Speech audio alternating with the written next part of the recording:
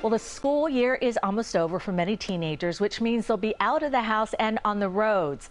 Since motor vehicle crashes are the leading cause of preventable death for teens in this country, it's important for parents to know the role they play in reducing these tragic incidents. Joining us now over Zoom to talk more about this is board-certified pediatrician and author of You Are Not a Bad Parent, Dr. Elizabeth Henry. Great to see you, Dr. Liz. Great to be here. So why are teenagers at such high risk for car crashes? Well, first of all, they're inexperienced in handling a car and dealing with the hazardous situations, and they're more prone to take risks. So they're more prone to speeding and driving without seat belts and driving with distractions like texting and driving and all those sorts of things.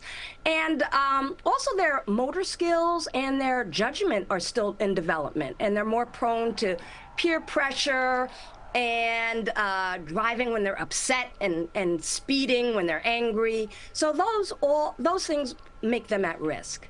And you know, so often kids, as soon as they get their license, they just want to get out there on the road. But let's talk about how important practice is for new drivers and how much practice is recommended. Yes, practice, practice, and more practice. And it's hard to believe, but the driving ed classes and the private driving lessons, basic driving lessons are 6 hours on the road, when actually kids need at least 50 hours of on-the-road training to be proficient. So it's important to take them out in all types of situations over a long period of time, like 6 months, different times, different weather conditions. Those are all important for them to get enough practice. I'm glad you gave us a number, 50 hours. That's how much practice they need. So we can say you need 49 more hours. All right, so how can parents help their teenager who maybe isn't the best driver and isn't showing signs of improvement?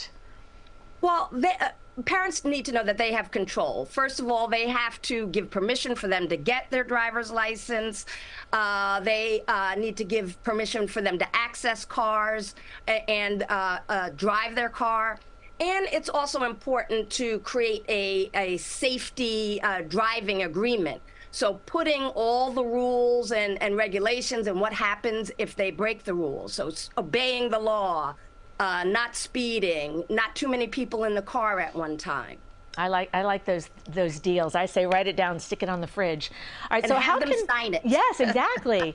How can parents address the issue of distracted driving with their kids? As you said, that's one of the main issues.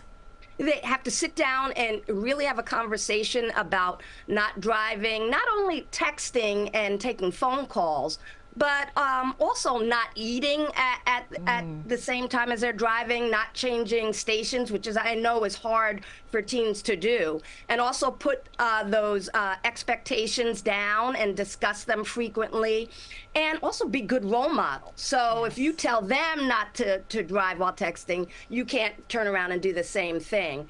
And also encourage the use of the settings which the do not disturb or the focus, which doesn't allow texting or phone calls to come in. And if your teens really need to make a phone call or text, really encourage them to pull over and do that and don't drive.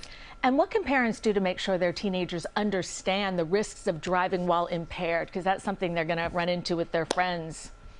Yeah, it's important to discuss the dangers of driving while intoxicated, using alcohol, drugs, but also when they're on different medications, if they take Benadryl or something that makes them sleepy, or not to drive when they're upset, ill, tired, angry. That makes them react differently. So that's all important as well.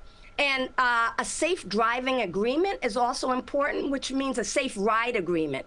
So if your child feels at all impaired, it's important to let them know that no questions asked. They can call you and you'll come and pick them up. Without yelling at them and guilting them. And without them having to worry about the consequences. All right, Dr. Liz, such good advice. Thank you so much for being with us this morning. Well, thank you for having me.